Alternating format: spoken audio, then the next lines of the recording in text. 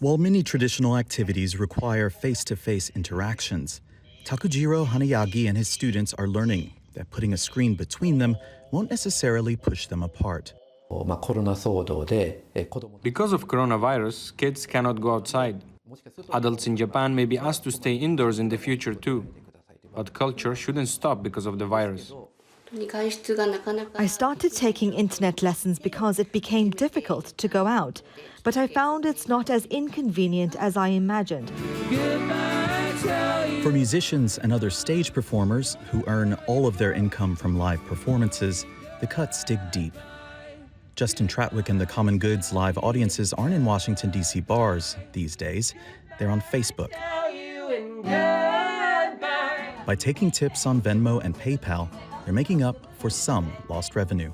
Fans say they're also providing a public service. I think that we're bringing something to people that is creating a little bit of levity in their lives where they might all be a little stressed otherwise. You know, we're going to the grocery store and people are fighting over, you know, the last ream of toilet paper. People are a little bit more worked up than they are normally in life.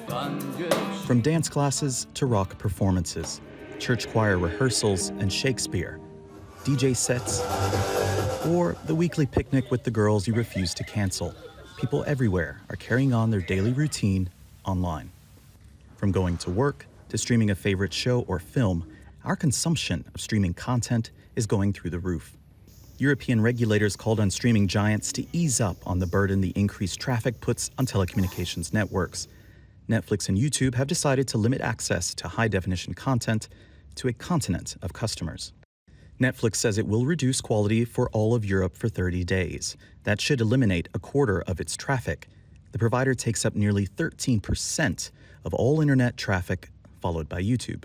With all web streaming services combined, it's estimated that demand will rise up to 60% because of coronavirus isolation measures. Netflix has lost market share in recent years to the other services, who are taking their own approach. Disney released the latest installment of Star Wars to its streaming service early.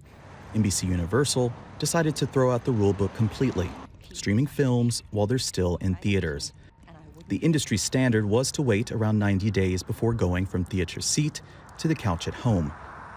Box office receipts have collapsed, the worst in more than 20 years.